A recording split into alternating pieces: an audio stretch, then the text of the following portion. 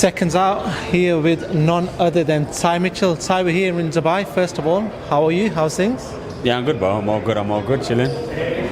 We're in Dubai, man, but about the weather from the UK, unfortunately, there's weather warnings and everything going on. But talk to me, man. Big fight, big crowd tonight. Andrew Tate makes his debut for Misfits in a boxing ring. What did you make of that press conference today? Yeah, it was the average Misfits press conference. People getting slapped, bouncers wrestling with people insulting each other, saying not nice things, and people taking the piss out of each other. Just the average, usual Misfits press conference you'd expect. I saw like Andrew walk past you yesterday, and there was a fist bump and everything else. How long have you known Andrew Tate for, and how did you guys get to know each other?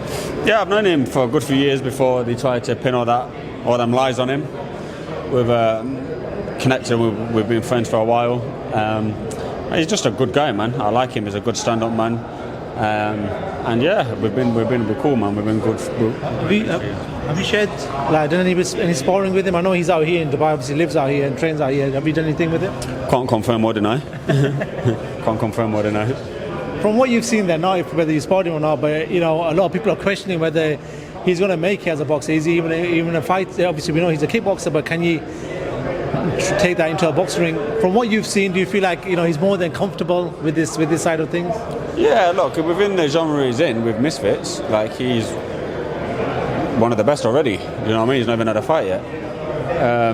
So yeah, he's more than comfortable. He's a high favourite, isn't he, against the champion of Misfits? So if you're going to be a high favourite against a Misfits champ, then obviously you're more than able to box. It does make sense. Just talk to me, Ty, what's the latest with yourself, man? Obviously, you've pulled out some absolutely cracking performances out at Misfits.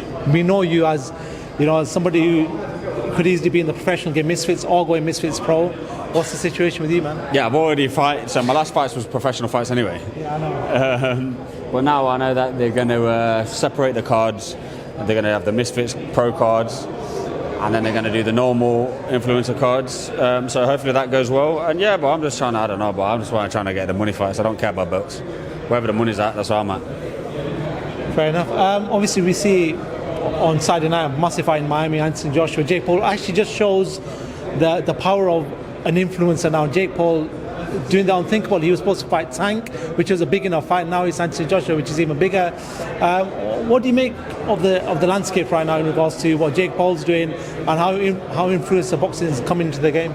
Yeah, Jake Paul's a 1 in a million though. He's like uber famous. I don't think any other influencer, there's not many other influencers that'll be able to get them kind of fights. And to be fair to Jake Paul, he's trained hard and he's had fights, like professional fights, and even though they've been against a 60-year-old Mike Tyson and whatever, but he's improved, and he's actually, I would class him as a boxer. I wouldn't say he's a YouTuber. He is a YouTuber because he does YouTube, but he's actually also a professional boxer. But I'm really worried for his health against Anthony Joshua. I've sparred Anthony Joshua. He punches like dynamite, and to get it, if he's going to hit Jake with 10-ounce gloves on, I'm worried for his health, honestly. Just talk to me about stepping into the ring with Joshua. This is what I did want to talk to you, because not many people have this experience. You've been lucky enough to actually know what it is to be in there with a former heavyweight champion. Obviously, you've been with Tyson Fury and Dillian Whyte and a few others. But for Anthony Joshua, what stood out for you? His power, bro. He just there's like shots that were just whizzing past my face, and I thought, if I catch one of these, I'm going to be in a very sticky situation. So, and he's got he's got presence. Like in the ring, he's a big guy. He can be intimidating. If I wasn't so used to fighting other big pros, and I was going in there against him, I know that Jake Paul's going to be intimidating. He comes, he's a big guy, and he's on you, and he's cocksure of himself. He knows he's got the dynamite in his hands. So yeah. I was going to say to you, you did mention it there that do you not think someone from Jake Paul's team should have said to him, "Mate, I know it's about money, but it's very, very dangerous, man." Yeah, they live in an echo chamber. They all believe his hype. He believes what they're telling him, and they believe what he's saying. They don't understand. No one in his team knows about boxing, really. Otherwise, they wouldn't have put him in there, because he's got a lot of money. He doesn't need the money. This isn't a money fight. If they think that they can, even if they think they're going to last, I think if he doesn't knock him out, that's a loss for AJ. All Jake has to do is go the rounds. He won't go the rounds with him. I'm thinking, why would you put your health on your line for money? You need a better team, because that's very irresponsible of your team.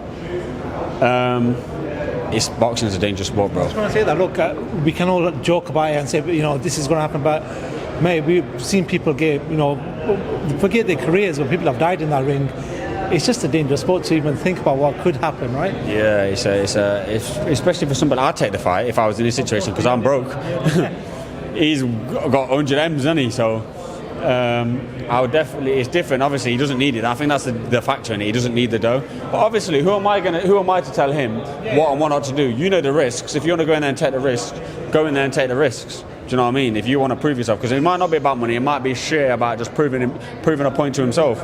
And sometimes it's worth risking your life to prove a point to yourself. It's your life, do what you want with it. Do you know what I mean? But I'm just saying, me personally, if I was a friend of his, I would be advising him against it. I do want to talk about Tyson Fury, who, there is now noise that the fight is potentially going to happen in September 2026. Tyson putting out videos calling AJ whatever, and there's been a back and forth. What do you make of this? Do you want to finally get to see this one time before they call it into the sunset? I'm not really bothered about it, to be honest. I'm one of a few people that's not really. I mean, if it's on, I'll definitely watch it. I think. Do you know what? I don't even speak to Tyson about boxing because he's that up and down. You'll ask him one day, and he'll say one thing.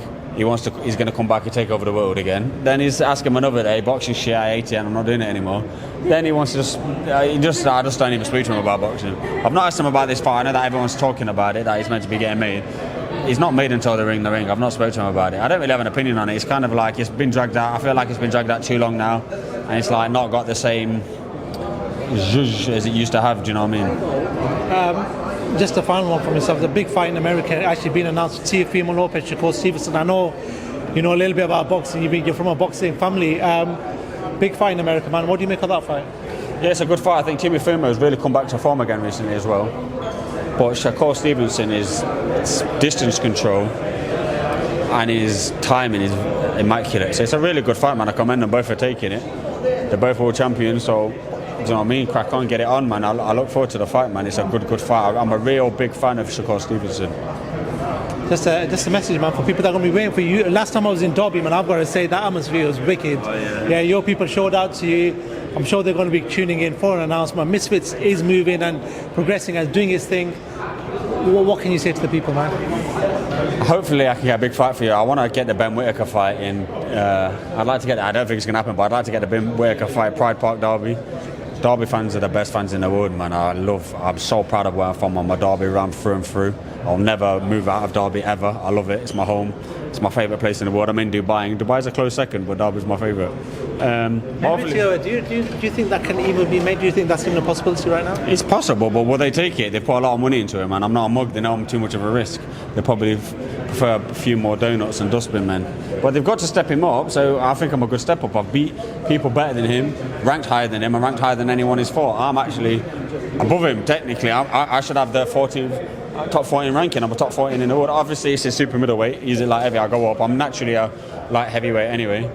But yeah, man, for my Derby people, man, hopefully I can just bring some big fights and some good stuff. And also, my nan watches every single interview on YouTube. Okay. She's definitely going to see this. She loves when I do interviews because it gives her something else to watch. She'll watch the same interview over and over again, and then another one over and over again. So hi Nan, this is me saying hi, because I know you're going to be sat on your chair watching this interview. My granddad's probably going to be sat next to you. Big up Tony. And yeah, I hope you smile when you're watching this. So always a pleasure seeing you, mate. Thank you very much for your time, and I'll catch you at the next one. So man, thank you very much, brother.